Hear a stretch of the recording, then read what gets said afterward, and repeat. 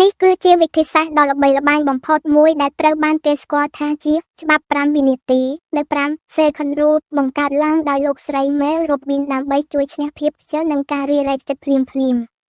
ភាពខ្ជិលច្រអូសគឺជាសត្រូវដ៏ធំបំផុតនៃភាពជោគជ័យដែលតែងតែរារាំងយើងមិនឲ្យសម្រេចបាននូវសក្តានុពលពិតប្រាកដរបស់ខ្លួនឯង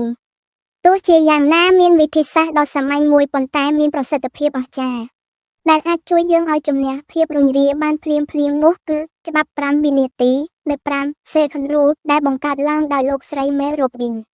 មូលដ្ឋានគ្រឹះនៃវិធីសាស្ត្រនេះគឺការបំបែកខ្សែសង្វាក់នៃគំនិតដែលនាំឲ្យយើងស្ទាក់ស្ទើរនៅខណៈពេលដែលអ្នកមានគំនិតចង់ធ្វើអ្វីមួយប៉ុន្តែមានអារម្មណ៍ថាខ្ជិលឬចង់ពន្យាពេលចូលអ្នកចាប់តាមរាប់ថយក្រោយក្នុងចិត្តថា5 4 3 2 1ហើយនៅពេលដល់លេខ1ចូលអ្នកងើបឈរឬចាប់តាមធ្វើសកម្មភាពនោះភ្លាមៗដោយមិនបាច់គិតអ្វីទាំងអស់ការរាប់ថយក្រោយនេះគឺជាការបញ្ឈប់ដំណើរការនៃខួរក្បាលដែលព្យាយាមបង្កើតលេខដើម្បីឲ្យយើងនៅសំណុំក្នុងតំបន់សុខស្រួល comfort zone ហើយវាជួយបន្តការយកចិត្តទុកដាក់របស់អ្នកពីការភ័យខ្លាចឬភាពខ្ជិលមករកសកម្មភាពជាក់ស្ដែងវិញមូលហេតុដែលច្បាប់5វិនាទីនេះមានប្រសិទ្ធភាពខ្លាំងគឺដោយសារវាប្រើប្រាស់យន្តការរំខានដល់ការយល់ដឹង cognitive interruption នៅពេលអ្នករាប់ថយក្រោយខួរក្បាលផ្នែកខាងមុខ prefrontal cortex ដែលទទួលបន្ទុកលើការសម្រេចចិត្តនិងការផ្ដោតអារម្មណ៍នឹងត្រូវបានដាស់ឲ្យភ្ញាក់ឡើងជាទូទៅនៅពេលយើងមានគំនិតចង់ធ្វើការងារលំបាកខួរក្បាលរបស់យើងនឹងព្យាយាមការពារយើងពីភាពហត់នឿយឬការឈឺចាប់ដោយការបង្កើតគំនិតអវិជ្ជមានឬការលួងលោមឲ្យយើងទៅសម្រាកវិញ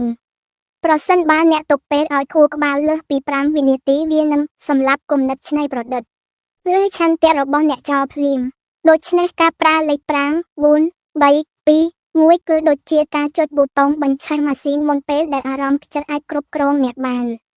វាគឺជាសកម្មភាពបង្ខំឲ្យរាងកាយបញ្ចេញថាមពលដើម្បីឆ្លងកាត់ចំណុចទប់ទល់ដំបូងបំផុតដែលជាចំណុចពិបាកបំផុតនៃរាល់ការងារទាំងអស់ក្រៅពីការជួយឲ្យយើងចាប់ផ្ដើមការងារច្បាប់5វិនាទីក៏ជួយកសាងភាពជាម្ចាស់លើខ្លួនឯងផងដែរនៅពេលអ្នកអនុវត្តវាបានញឹកញាប់អ្នកនឹងចាប់ផ្ដើមយល់ថាទំនុកចិត្តនិងភាពក្លាហានមិនមែនជាអ្វីដែលត្រូវរងចាំឲ្យវាមកដល់ដោយឯកឯងនោះទេប៉ុន្តែវាគឺជាជម្រើសដែលអ្នកបង្កើតឡើងតាមរយៈសកម្មភាពខ្ជិលច្រើនតែកើតចេញពីការគិតច្រើនពេក overthinking ប៉ុន្តែនៅពេលអ្នកជំនួសការគិតដោយការរាប់លេខអ្នកកំពុងតែបង្រៀនខួរក្បាលអ្នកឲ្យចេះស្ដាប់បង្គាប់និងធ្វើតាមបញ្ជារបស់អ្នកមិនថាអ្នកកំពុងចង់ងើបពីគ្រែនៅពេលព្រឹកចង់ទៅហាត់ប្រាណចង់ចាប់តាមសរសេររបាយការណ៍ដែលកំពុងកោជើងក្អែកឬចង់លើកទូរស័ព្ទទៅនិយាយជាមួយអតិថិជននោះទេចូលប្រើច្បាប់5វិនាទីនេះជាអាវុធប្រចាំកាយវានឹងជួយឲ្យអ្នកដឹងថារវាងជីវិតដែលនៅត្រឹងនិងជីវិតដែលមានការរីកចម្រើនគឺវាខុសគ្នាត្រឹមតែរយៈពេល5វិនាទីនៃការសម្រេចចិត្តប៉ុណ្ណោះជាចុងក្រោយការឈ្នះភាពខ្ជិលក្នុងរយៈពេល5វិនាទីគឺជាការវឹកហាត់វិន័យផ្លូវចិត្តឲ្យកាន់តែរឹងមាំដំបូងឡើយវាអាចនឹងមានការពិបាកបន្តិចប៉ុន្តែនៅពេលអ្នកធ្វើវាបានម្តងហើយម្តងទៀតវានឹងក្លាយជាទម្លាប់ស្វ័យប្រវត្តិអ្នកនឹងលែងក្លាយជាទាសករនៃអារម្មណ៍របស់ខ្លួនឯងទៀតហើយ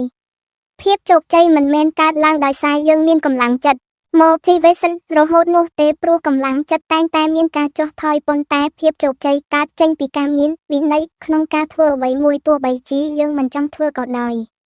ចូលចាំថារាល់ពេលដែលអ្នកមានអារម្មណ៍ថាចង់រុញរាចូលដល់ដង្ហើមឲ្យជ្រៅរាប់5 4 3 2 1ហើយធ្វើវាភ្លាមជូដួល IT ការផ្លាស់ប្តូរជីវិតរបស់អ្នកមិនត្រូវការមន្តអាគមអ្វីឡើយវាគ្រាន់តែត្រូវការការសម្រេចចិត្តក្នុងរយៈពេលដ៏ខ្លីបំផុតមួយដើម្បីជំរុញខ្លួនឯងឲ្យបោះជំហានទៅមុខទោះបីជាជំហាននោះតូចតាចយ៉ាងណាក៏ដោយ